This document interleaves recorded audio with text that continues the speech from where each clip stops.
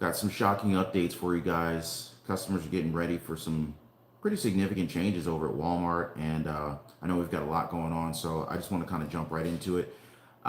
Basically, the world of retail is constantly evolving, and as a warning, retail giants like Walmart are no exception. In fact, in recent times, we have actually witnessed significant changes in how Walmart's been operating and catering to its very diverse customer base, from introducing sensory-friendly shopping hours to tackling theft through technology and security measures. Walmart is literally at the forefront of adapting to the ever-shifting retail landscape, guys.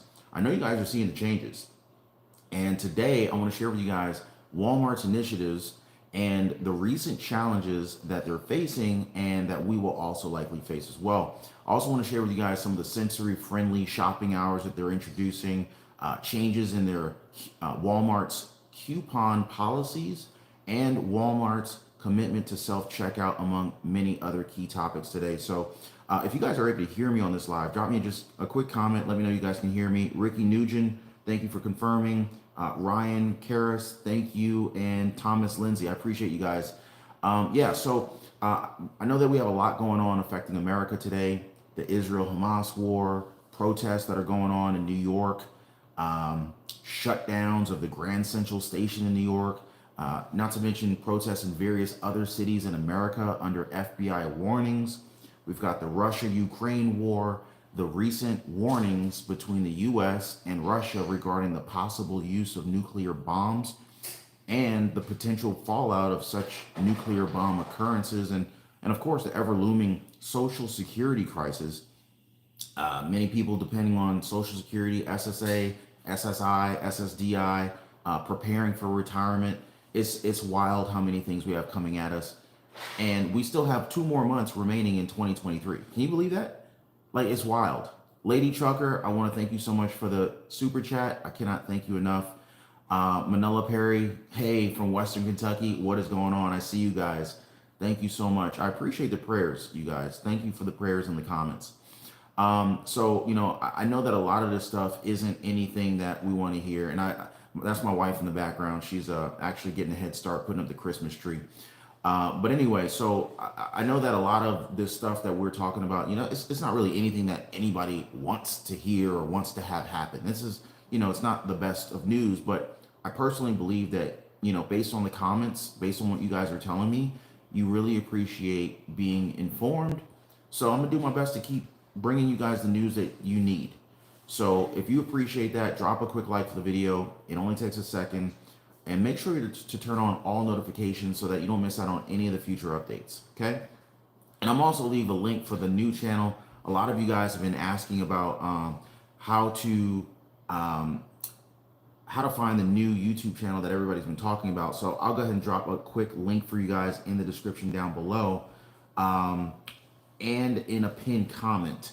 That way you guys can check out Truth Exposed, which is totally different from the current channel. Anyway, so I'm gonna just make that available to you guys if you want to check that out. It is there for you. There you go. So one of the most notable changes by Walmart is the implementation of this sensory-friendly shopping hour thing that they're doing. These hours held between 8 a.m. and 10 a.m. Kind of their goal is to provide more inclusive shopping environments for customer-facing sensory processing challenges. So basically, it's like some people have sensory overload, right? And so during these particular designated hours, Walmart's taken steps to create a little bit more of a calmer atmosphere. Now, I don't suffer from ADD or PTSD or anything like that, so I wouldn't even like complain about it. But apparently, it's affecting some people. I don't know if you have experienced anything like that. So they're going to be dimming the store's lights. They're going to mute the background radio. They're going to stabilize TV displays with static images. So these adjustments cater to individuals with conditions such as autism, ADHD, and PTSD, providing them with a little bit more of a comfortable shopping experience. So anyway, I know we're getting closer and closer to Black Friday. They're probably going to make more and more changes as we get closer to the holiday season. Drop me some comments down below if you guys know of any Black Friday deals I need to keep an eye out for, because I'd love to save some money if at all possible.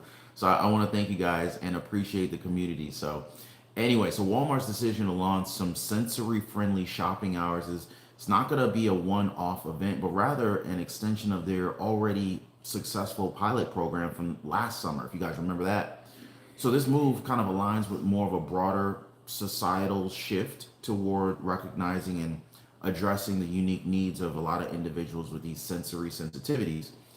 Now, in a previous video, I answered the question, are Social Security benefits increasing in 2024? I shared four very critical updates coming to Social Security benefits recipients that will affect everybody. And you guys are not going to want to miss out on that. So I just wanted to kind of throw that out there.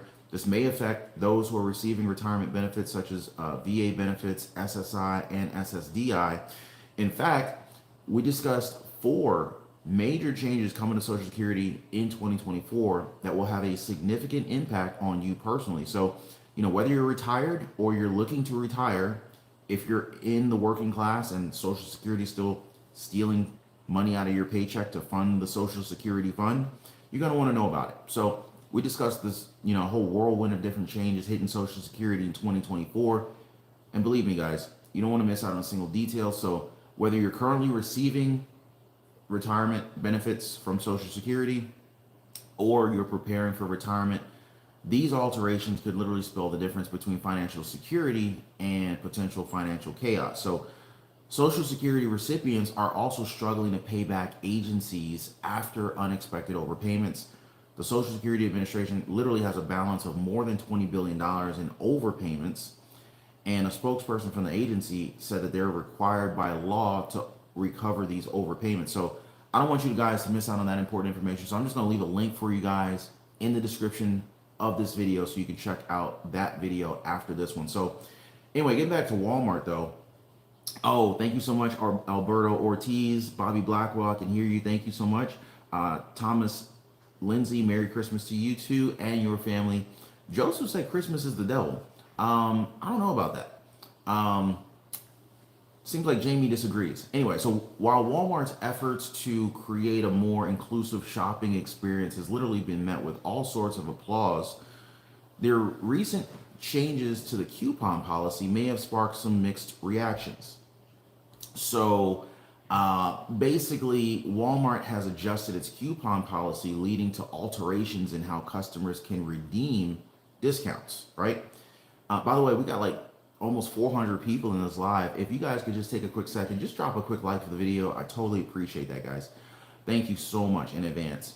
Some customers have expressed some concern about these changes at Walmart regarding their coupon policy, while others see them as a necessary adjustment due to the evolving retail landscape. Now, it's important to note that these changes in the coupon policy, they're not exclusive to Walmart. In fact, other major retailers, including Kroger, Target, and other major retailers, they're adapting to these new coupon policies to kind of better align with the digital age, right?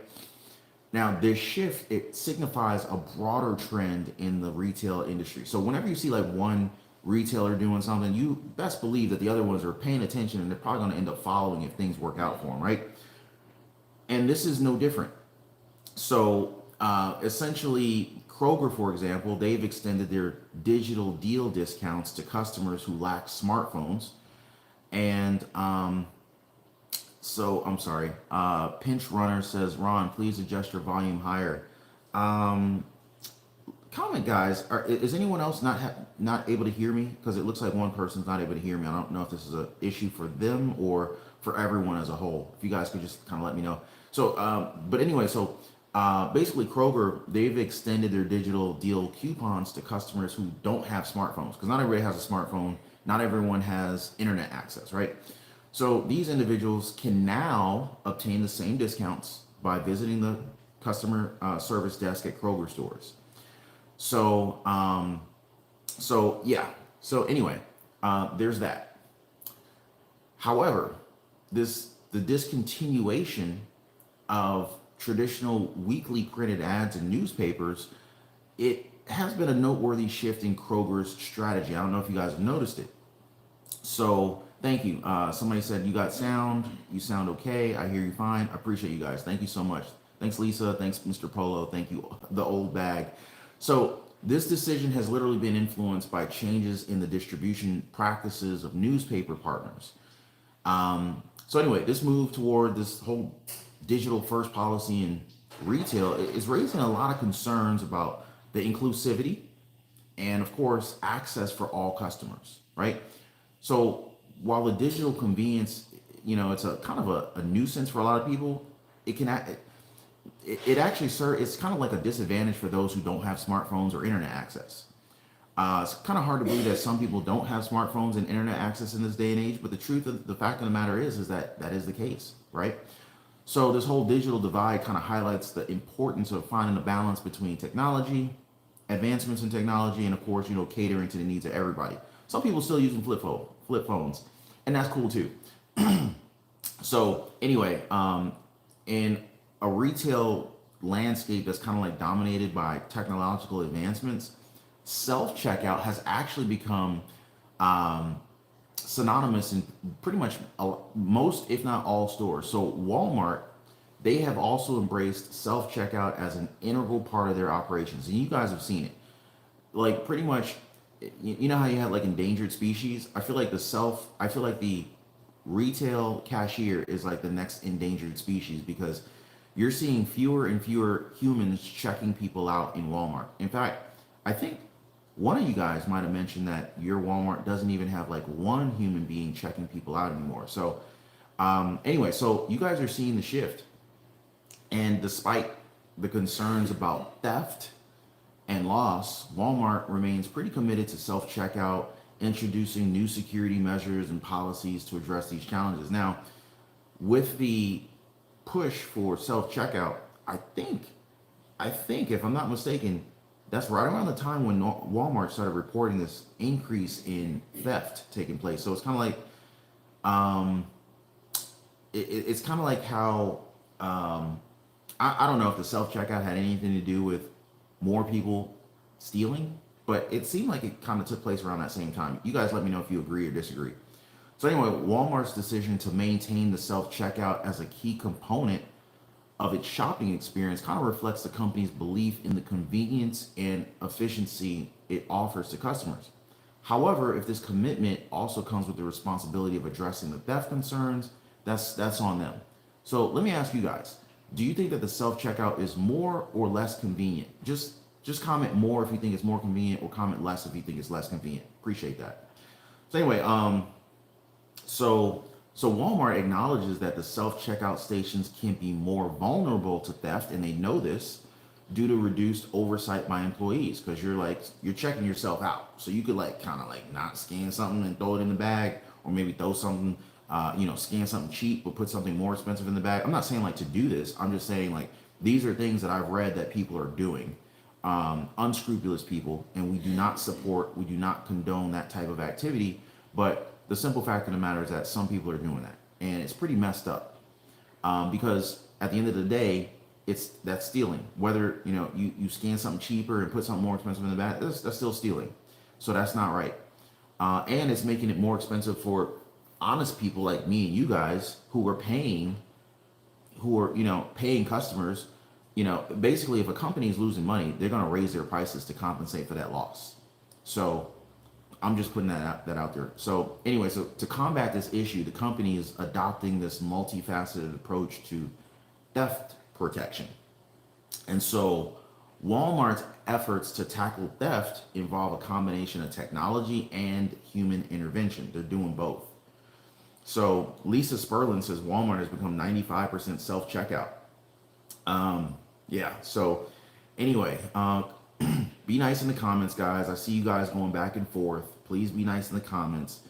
We're all family here. So to monitor self checkout transactions in real time, employees to employees are basically kind of have to like step in and kind of assist technology, so to speak. So these employees are using handheld devices, also known as TC devices. So these devices, they allow employees to discreetly observe purchases being made and cross-verify them against what Walmart is actually seeing as what's being scanned. So they're making sure people are behaving at the self checkout is what I'm saying. So, when potential theft is detected, or maybe when an employee becomes suspicious of a customer's activities, they have the authority to remotely intervene. Now, this intervention results in pausing the self checkout process. And this creates a system error or a glitch on the customer's end. So, this discrete action effectively halts the checkout process without overtly accusing the customer of theft. So, I'll give you guys a great example. Have you ever used self checkout and you're scanning stuff, and then all of a sudden it stops working and you have to contact the attendant? So, this may actually have been manually triggered by an employee to make it seem like there's a system problem, but it just gives them a reason to go over there and check and see if you're actually scanning what you're supposed to be scanning.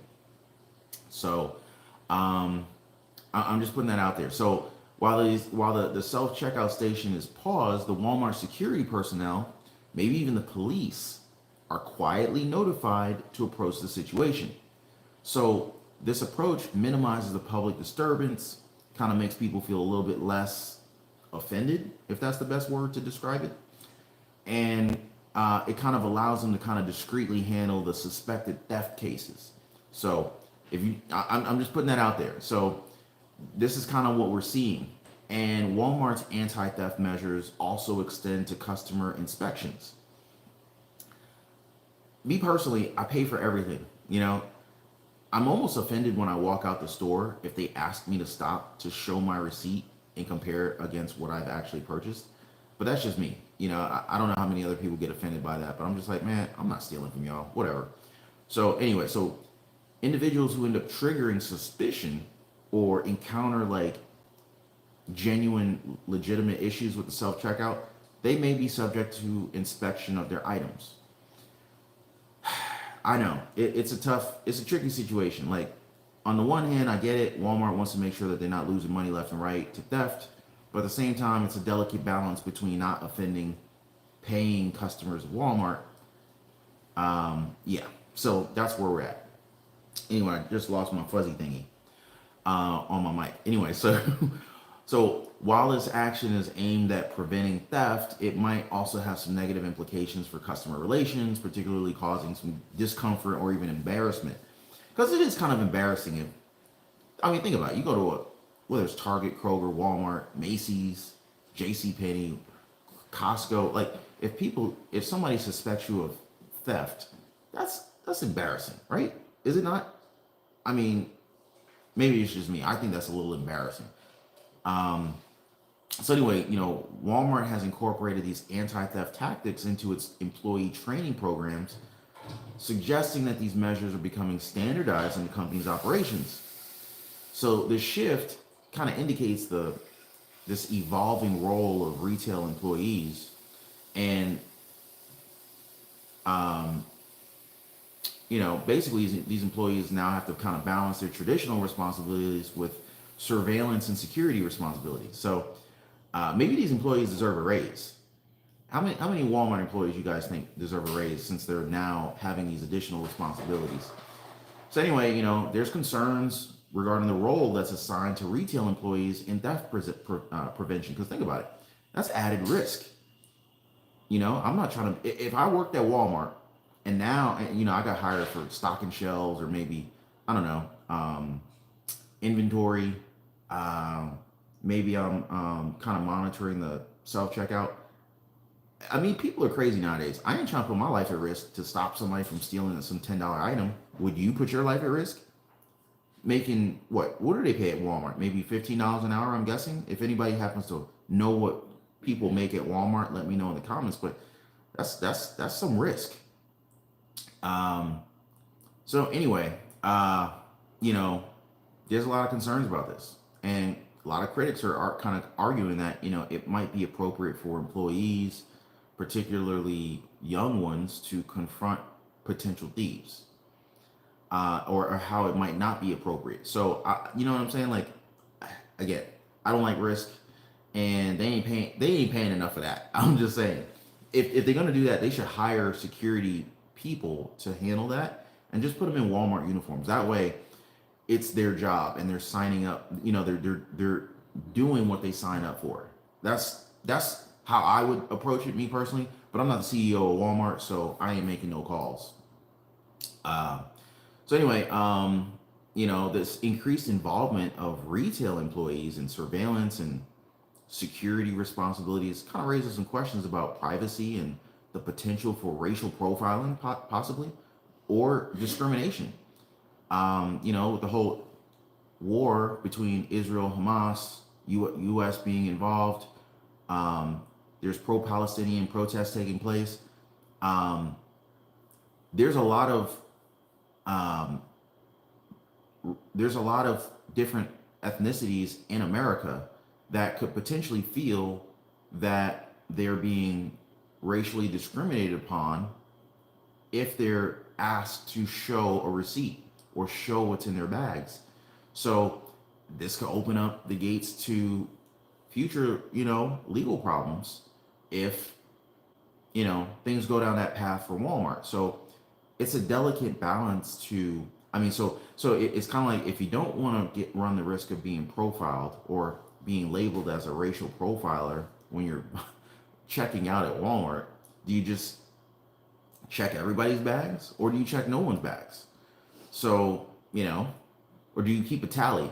You know, hey, we checked this number of, you know, this race was checked, had their bags checked 20 times. This race had their bags checked 20 times. This race had their bags checked 20 times. I don't know. I don't know how you fix that. I don't know how you address that. But does that make sense, guys? So anyway, in some Walmart stores, the issue of theft has literally led to a more significant security response. Walmart has gone as far as building police substations inside of their stores. And if I'm not mistaken, there may be one in Georgia that did that. So anyway, the physical police presence serves as, kind of both a deterrent and a practical facility, for law enforcement officers. So it's sending a very clear signal about Walmart's commitment to preventing theft. Now, I'm not sure how I feel about going to a store that maintains a police presence in there. You know what I'm saying? I'm just saying. Let me know how y'all feel. Would you feel cool? Would you feel okay just shopping in a store where you know that there's police presence? Or maybe you feel better. Maybe you don't see it the way I see it. I feel like if I have to shop at a store that has police presence, then maybe that's not the store I necessarily want to shop in. But at the same time, if you think about it, you got stores like Louis Vuitton, Chanel, um, Gucci, um, certain Coach store locations, depending upon like what part of the, certain Mary Kay, not Mary Kay, certain Michael Kors locations that have security guards at the entrance. Certain high-end jewelry stores, like maybe Tiffany's or some Jared locations, Mayors. So some of these high-end stores have security. So maybe this is not too far-fetched for Walmart to take this stance. I think it just kind of comes as a cultural shock because you're not used to seeing that. But let me know what y'all think about that. But again, the presence of law enforcement really just, law enforcement officers inside stores signifies that Walmart's taking the issue of theft very seriously, and they're ultimately collaborating with authorities to protect their merchandise, their profits, their bottom line, their stock price. And so I get it. It's a business decision, and these choices have to be made. While this whole approach might enhance security, kind of raises some questions about the need for such extreme measures within retail establishments. And then it's like, okay, if this happens, do we end up having a policeman shortage or police woman or police officer shortage? Because now there's going to be more police officers dedicated to staying inside retail establishments. And then how do you hire more retail? And then who's paying for these police officers? Well, obviously, if Walmart's paying for the police, because a police officer that's dedicated to Walmart, they would likely have to be paid by Walmart, either supplementing their income or 100% paid for by Walmart. Like their salary, maybe even benefits would have to be paid for by Walmart. I don't know how that works exactly, but But then it's like, all right, if you got police officers dedicated to certain retail locations, that would mean that there's fewer police officers patrolling the streets. Um, that could create a new issue and ultimately a shortage for police officers. So, we'd have to fill those positions or backfill those positions. I'm just trying to think down the line here, to be prepared as possible. But anyway, so customers might be wondering if shopping in a store with a police substation creates an uncomfortable or intimidating atmosphere. I mean, think about it. If you're ever driving down the road and a police car, even if you're not speeding, even if your tags are up to date, even if you know there's nothing wrong with your car, you're not doing anything wrong, do you feel comfortable with a police car being behind you? Just just say yes or no in the comment section down below. Let me know how you feel about a police car being behind you if you're driving down the road. Most people feel, I think, and maybe I'm wrong. If you disagree, let me know. But I feel like most people, if they're driving down the road and a police car suddenly appears in their rearview mirror, you're like, oh crap. Like you're innocent, but you might think, I don't want you behind me. Like, maybe you want to change lanes so that they're no longer behind you, or get off at the exit, or pull into a parking lot. I don't know. Maybe I'm overreacting, but that's just my take. But yeah, guys, drop me some comments down below. Let me know what you guys think. I wanted to share these quick updates with you guys. I know we got a lot going on with, between Social Security needing reform, these changes in Walmart, Target, Kroger, and all these other locations. We got the Israel-Hamas war taking place, and actually warnings recently that this war may actually be expanding. Iran actually sent warnings to the United States that this war could expand to the United States. The FBI director recently warned us of multiple cities under potential for, I don't even want to say it out loud, but let's just say the FBI director said that cities need to be on watch. Jesus is my rock. I really appreciate the super chat. You have no idea how much I appreciate you. I appreciate that. Yeah, we have a lot going on here, guys. You've got the Brooklyn Bridge protests. Literally shut down the Brooklyn Bridge last week. New York City Grand Central Station was shut down just yesterday, if I'm not mistaken. So we're in some interesting times. I don't want anyone to be fearful, but I want you guys to be informed, and I'm going to continue to do that as long as you guys continue to appreciate that. So if you haven't already, do your boy a favor, drop a quick like for the video. It only takes a second. Subscribe to the channel if you haven't already. And I look forward to seeing you guys on the next one. Oh, and by the way, if you guys want to check out the new YouTube channel, it's called Truth Exposed. I'm going to leave a link for you guys in the description down below this video. And also I'm going to leave a link for the 4 shocking Social Security updates that are taking place in 2024 so that you guys can get ready and be prepared. Anyway, I appreciate hanging out with you guys again. Hope you guys enjoy the show. I'll see you on the next one.